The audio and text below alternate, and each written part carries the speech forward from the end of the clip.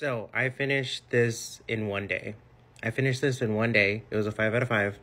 Did I like the main character? No. Did I find myself looking at a car crash and not being able to turn away? Yes. Did I find myself looking at a dumpster fire and being like, what is this dumpster fire gonna do? And then the dumpster fire turns into like a wild forest fire? Yes.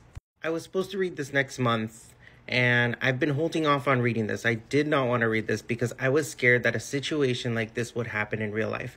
And the situation that happens in the book is that an author basically steals a person of color's manuscript and pawns it off as their own, and they basically like not really pretend that they're of Asian descent, but their publishers kind of push them in the direction of having like a last name that sounds ambiguously Asian.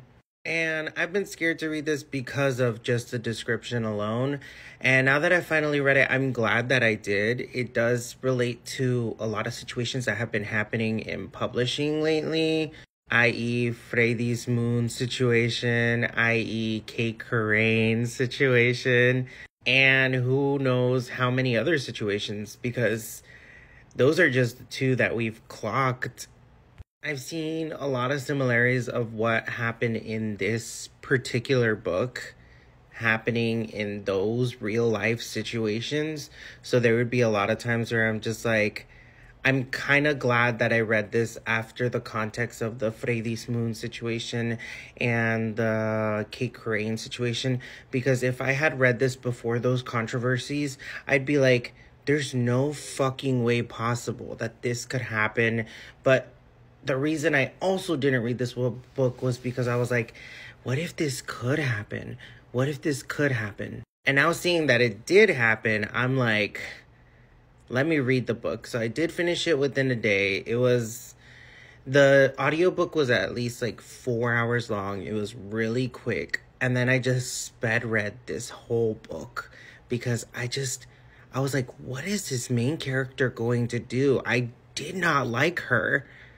I wanted to see her downfall. Like, I've never gone into a book looking for a character's downfall more than this main character. And it's because they were doing everything the wrong way. I love the audiobook narrator. The audiobook narrator kind of reminded me of Jeanette McCurdy. She made me want to finish listening to I'm Glad My Mother Died, because I had started listening to I'm Glad My Mother Died, and that got a little depresso espresso, and I was like, let me take a break from that. But this audiobook narrator kind of made me want to get back into that book in general. This was really good. If you're looking for like a quick, what the fuck, like entertaining read, then I would read this. If you're looking for something so quick and you're just like trying to like look away from a dumpster fire that turns into a wildfire, but you just can't, this is the book for you. And then again, R.F. Kuang is really good at this. She's really good at this, especially with like the Poppy War. She keeps you engaged. And I rated this higher than Poppy War because this got it done rather quickly. Like, everything that it needed to get done, it got done really quickly, efficiently. And it just kept going and going and going until the bitter end.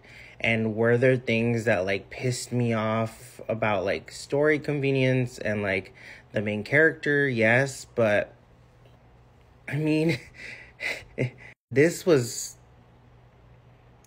pretty damn good.